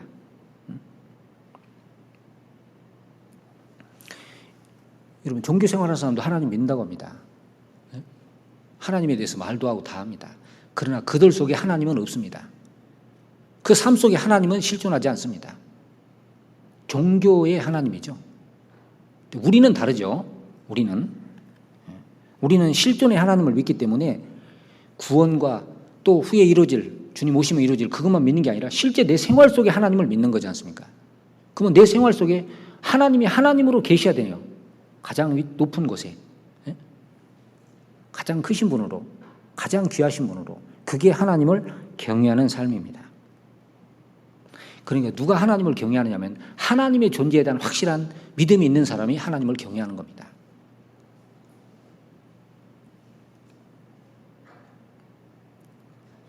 그리고 그 사람이 그렇게 하나님을 정말 실존으로 믿는 사람이 또 하나님 말씀도 순종하고 살 거예요. 하나님이 종교의 신으로 믿어지면 그 말씀도 받아들이지 않을 겁니다. 누가 구원받고 생활구원을 이루어갈 수 있습니까? 구원받고 생활구원 이루어야 되잖아요. 우리 구원받을 땐 영혼구원이에요. 주님 오시면 몸의 구원이 이루어집니다. 이제 생활구원을 이루는 것이 신앙생활인데 누가 그걸 이룰 수 있느냐? 우리 빌립보서 2장 12절에 잘 아시는 대로, 그러므로 나의 사랑하는 자들아, 너희가 나 있을 때뿐 아니라 더욱 지금 나 없을 때도 항상 복종하여 두렵고 떨림으로 너희 구원을 이루라 그랬잖아요. 그 항상 복종하여 두렵고 떨림이라는 것은 말씀드린 대로 지옥 갈 두려움이 아니라, 죄인으로서 두려움이 아니라 아들로서 하나님을 경외하는 모습에서 나오는 두렵고 떨림입니다. 그런 삶을 살아가는 사람이, 하나님을 경외하는 삶을 사는 사람이 함부로 살겠어요? 그러지 않잖아요. 자, 그래서 우리가 이제 주님 앞에 갈 때까지 일의 결국을 다 들었으니 여호와를 경외하고 그 다음에 그 명령을 지킬지어다. 이제 말씀에 순종하는 삶을 살아야 돼요. 자, 그러면 순종하는 삶을 사는 자에게 하나님이 주시는 축복이 있죠. 그죠? 천국에서 영원한 영광도 있지만 이 땅에서도 하나님의 약속이 있습니다. 그래서 시편 103편에 보면은 자, 그를 경외하는 자에게 인자하심이 크심이로다 그랬죠. 그를 경외하는 자에게 인자하심이, 사랑이 크다 그랬어요. 우리는 구원받았지만은 부족한 게 많습니다. 계속 하나님의 사랑을 받아야 돼요. 은혜를 계속 받아야 합니다. 신앙생활은 그 은혜를 받아가며 살아가는 거예요. 그런데 어떤 사람에게 하나님이 그 사랑을 계속 깨닫게 하시고 부어주시냐면 경외하는 자에게, 하나님을 경외하는 자에게.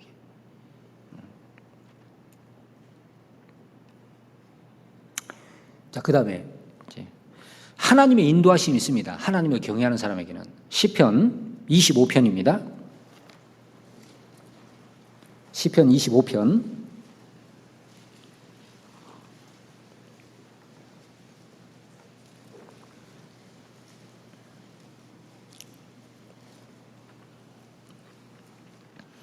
12절부터 14절까지입니다. 여호와를 경외하는 자 누구뇨? 그 택할 길을 저희에게 가르치시리로다. 저의 영혼은 평안히 거하고 그 자손은 땅을 상속하리로다. 여호와의 친밀함이 경외하는 자에게 있으며 그 언약을 저희에게 보이시리로다. 자, 여호와를 경외하는 자 누구뇨? 그 택할 길을 저희에게 가르치시리로다. 자, 우리 신앙생활은 사실 선택의 연속입니다. 그죠?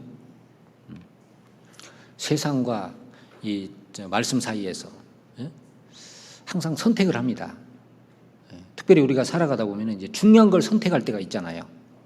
결혼이라든가 사업이라든가 이사라든가 여러 가지 이제 아주 중요한 걸 선택할 때가 있는데, 자, 그때 여기 택할 길을 어느 길로 나아갈지를 가르쳐 주잖아요, 주님이. 그런데 어떤 사람에게 가르쳐 주냐? 여호와를 경외하는 자에게, 하나님을 앞세우고 하나님 중심으로 살아가는 사람에게 하나님이 나아갈 길을 가르쳐 주십니다. 그러니까 이제 평상시에 하나님을 경외하는 삶이 되면은 신앙에 이게 방황이 없잖아요. 흔들리지 않습니다. 헤매지 않습니다. 그런데 이제 여호와를 경외하는 삶에서 떠나면은 신앙이 헤매게 되잖아요. 어디로 갈지를 몰라. 근데 여호와를 경외하는 자에게는 하나님이 갈 길을 가르쳐 주시고 그 영혼은 평안히 거하고, 주님이 주시는 평안이 있습니다. 평강이 있습니다. 솔직히 우리가 살아가면서 육신의 거 다 있는데 신앙적인 문제가 잘 안 돼가지고 마음이 고통스러우면 그 좋은 게 아니잖아요. 육신은 힘들어도 주님 뜻 안에 살면서 마음의 평안이 있어야 되는데, 주님의 그 길을 걸어가면서, 주님의 뜻 가운데 걸어가면서 마음의 평안이 있어야 되는데, 그 경외하는 자에게 그것이 주어지는 겁니다.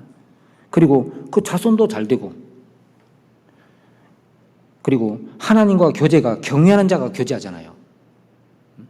친밀함이 경외하는 자에게 있고, 그리고 여호와를 경외하는 사람은 이제 죄에서 구별돼 살잖아요. 죄에서 구별돼 하나님께 쓰임 받는 삶을 삽니다. 잠언 16장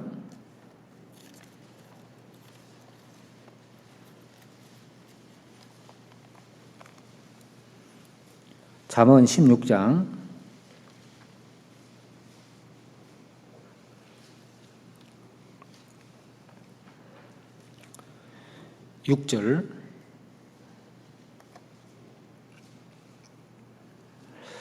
같이 읽겠습니다. 인자와 진리로 인하여 죄악이 속하게 되고 여호와를 경외함으로 인하여 악에서 떠나게 되느니라. 하나님의 사랑과 말씀 가운데 죄의 용서함을 받잖아요, 우리가. 인자와 진리로 인하여 죄악이 속하게 되고 여호와를 경외함으로 인하여 악에서 떠나니라. 구원받은 사람이 악에서 구별되는, 떠나게 되는 게 뭐예요? 여호와를 경외함으로. 그러니까 왜 죄 가운데 빠지냐면은 여호와를 경외하는 삶에서 벗어나니까 죄 가운데 빠지는 거예요. 자, 요셉 보세요. 여호와를 경외해서 죄에서 벗어난 사람이 요셉이라고 할 수 있습니다.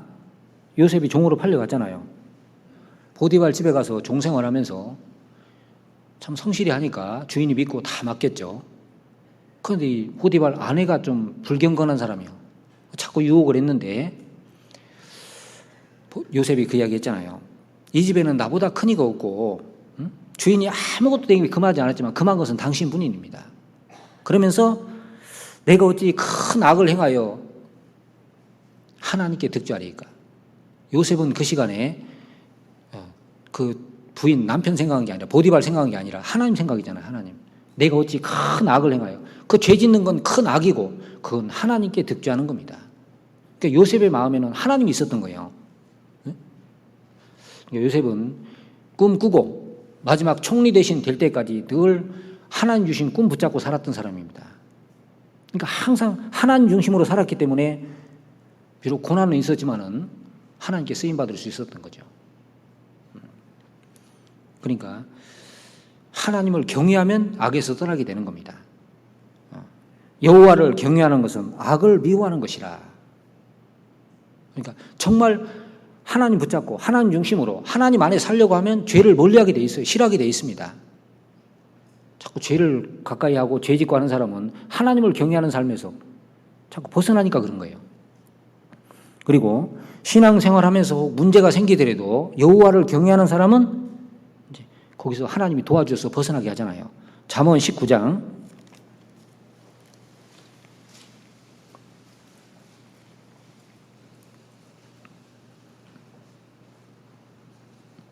23절 여호와를 경외하는 것은 사람으로 생명에 이르게 하는 것이라 경외하는 자는 족하게 지내고 재앙을 만나지 아니하느니라. 여호와를 경외하는 것은 사람으로 생명에 이르게 하는 것이라. 이게 죽고 사는 문제, 특별히 신앙적으로 여호와를 경외하는 데서 벗어나면은 살았으나 죽은 자잖아요. 육신대로 살면 죽을 것이래. 그런데 고난이 있어도 믿음 붙잡고 살면 여호와를 경외하는 삶을 사는 사람은 살아있는 겁니다. 그리고 경외하는 자는 족하게 지내고, 왜 족하게 지내냐면 많아서 족하게 지내는 게 아니라 하나님으로 만족하니까. 그죠? 하나님으로 만족하니까. 하나님 안에 모든 것이 있고 없으면 없는 대로 주시는 대로 만족하고 사니까 만족의 행복도 있는 거잖아요. 그리고 재앙을 만나지 아니하니라. 이 세상은 재앙이 없을 수는 없습니다. 있죠. 그러나 만나지 않는다는 말은 이제 그 재앙이 와도 하나님을 경외하는 사람은 거기서 벗어나게 하시는 겁니다. 하나님이 도와주셔서 이기도록 하시는 겁니다. 그러니까 성경이 전체적으로 보면 누가 잘 되느냐, 사는 모습이 여러 가지가 있는데 궁극적으로 결과적으로 누가 잘 되느냐, 성경 전체로 쭉 보면 하나님을 경외하는 사람 잘 되지 않습니까? 전도서 8장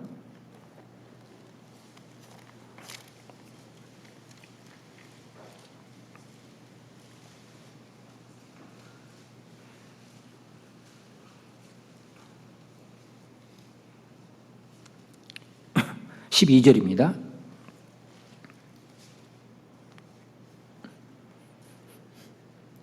같이 읽읍시다. 죄인이 100번 악을 행하고도 장수하거니와 내가 정령이 아노니 하나님을 경외하여 그 앞에서 경외하는 자가 잘 될 것이요. 악인은 잘 되지 못하며 장수하지 못하고 그날이 그림자와 같으리니 이는 하나님 앞에 경외하지 아니함이니라. 11절 13절은 악인은 하나님 모르고 담대하게 죄짓고 결국 악인은 잘못되는 거다. 근데 여기 이제 내가 정령이 안 오니, 이게 전도서 기자가 정령이 이게 반드시 이루어지는 걸 봤다는 겁니다. 하나님을 경외하며 그 앞에서 경외하는 자가 잘 될 것이요. 그러니까 우리가 성경에 보면 말씀드린 요셉의 생애 결국에는 많은 고난을 겪었지만 해피엔딩이잖아요. 그죠? 욥도 마찬가지입니다. 욥도 하나님을 경외하는 사람이었습니다. 욥기 1장에 보면. 그러니까 고난은 있었지만 마지막은 해피엔딩이에요. 자, 우리도 마찬가지입니다. 지금 신앙생활이 좀 힘든 부분이 있어도, 그리고 그래도 끝까지 하나님을 경외하는 삶을 살아갈 때 마지막은 해피엔딩이 되는 거예요. 그리고 이 교회가 전도가 잘 되는 이것도 하나님을 경외하는 모습이 있을 때 그러잖아요. 사도행전 9장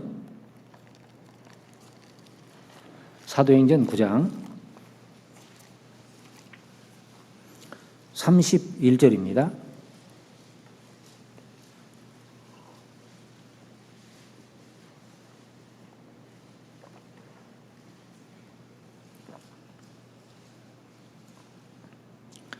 (9장 31절) 제가 읽겠습니다.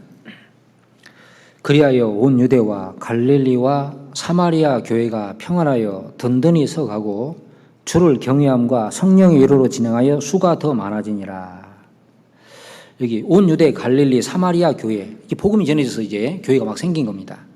그런데 뒤에 보면 수가 더 많아지니라 그래 돼 있죠. 구원받은 수가 계속 늘어납니다. 이 건물 지어졌다는 말이 아니고 수가 계속 늘어났다. 근데 그 이유를 세 가지를 말씀하고 있습니다. 첫째는 평안하여 든든히 서가고, 교회가 내부적으로 문제가 많으면은 평안할 수가 없잖아요.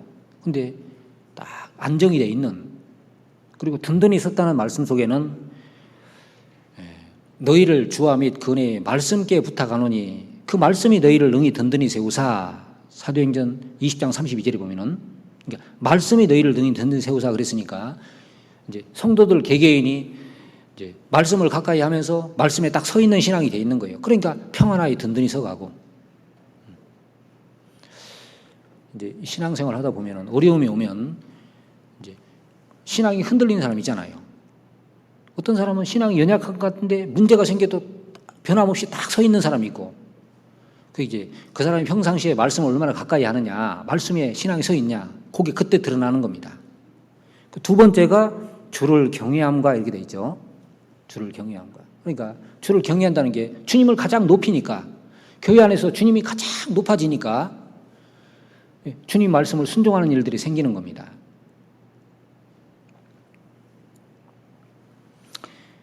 그러니까 복음이 전해지고 주님이 교회 안에 그 주님 말씀에 살아 역사하기 위해서는 성도 개개인들이 주님을 경외하는 삶이 있어야 되는 거예요. 제가 저희 제주교회 성도 목표, 제가 가는 곳마다 그걸 좀 하긴 하는데, 제자다운 그 제자로서의 목표 이거 있거든요. 제자다운 습관인데, 이제 그 첫 번째가 뭐냐면 제일 먼저 하나님께 경건의 시간을 갖는 습관. 그러니까 가장 먼저 하나님과의 관계 회복이 잘 돼야 돼요. 제일 먼저 하나님께 경건의 시간을 갖는 습관. 그래서 교회가 전체적으로 성도들이, 각 개개인들이 하나님을 경외하는 모습에 살아가면은 하나님이 높아지고 말씀이 높아지고, 그러니까 말씀이 역사할 수밖에 없는 거잖아요. 그러니까 결과적으로 주님이 그 가운데 구원받은 사람을 계속 주시는 겁니다. 그리고 성령의 위로, 세상의 위로가 아니라 우리가 신앙생활 고난 속에서 받는 주님이 주시는 위로가 있잖아요. 성령의 위로. 그건 세상이 주는 위로가 아닙니다. 그 위로 가운데 살아갈 때 수가 날마다 더 있다 그랬죠. 더 많아졌다고 했습니다. 그리고 경외하는 사람은 주님이 재림하실 때 특별한 소유로 삼다 그랬죠. 말라기 3장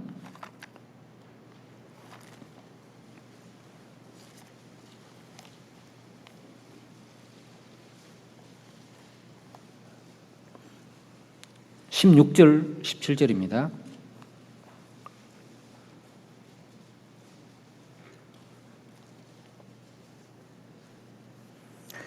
그때 여호와를 경외하는 자들이 피차에 말하매 여호와께서 그것을 분명히 들으시고 여호와를 경외하는 자와 그 이름을 존중히 생각하는 자를 위하여 여호와 앞에 있는 기념책에 기록하셨느니라. 만군의 여호와가 이르노라. 내가 나의 정한 날에 그들로 나의 특별한 소유를 삼을 것이요 또 사람이 자기를 섬기는 아들을 아낀 같이 내가 그들을 아끼리니.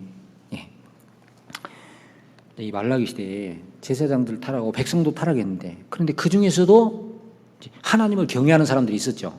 그래서 피차의 말함에 무슨 얘기를 했을 것 같습니까?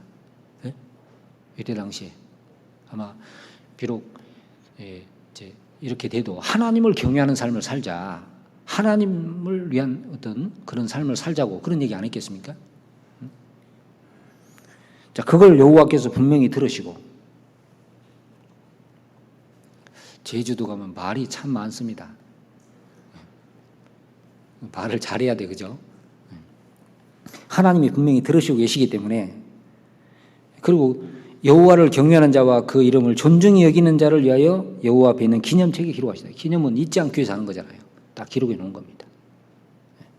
그리고 주님이 정한 날에 주님 재림하실 때 특별한 소유로 여기 보석같이 여기는, 아주 귀하게 여기는 걸 말합니다. 자, 그래서 이 여호와를 경외하는 삶, 이건 구원받은 사람이라면 가장 중요한 문제입니다. 그죠? 그리고 이게 이 땅에서 실제 여호와를 경외하는 삶을 살아야 돼요. 그냥 이론이 아니고. 그래서 실제 우리의 삶이 하나님과 함께 동행하는 삶이 되고, 그래야 하나님께 쓰임 받는 삶이 되고, 또 하나님 앞에 가서도 그것이 영광이 있잖아요. 잘 아는 얘기지만 또 한번 좀 되새기기 위해서 말씀을 드렸습니다. 실제 우리의 삶이 그렇게 여호와를 경외하는 삶으로 나아갔으면 좋겠습니다. 기도하고 마치겠습니다. 하나님 아버지 감사합니다. 구원해 주시고 또 부족한 저희를 통해서 또 복음을 전하게 하시고 주님의 역사를 이루어가심을 믿고 감사합니다.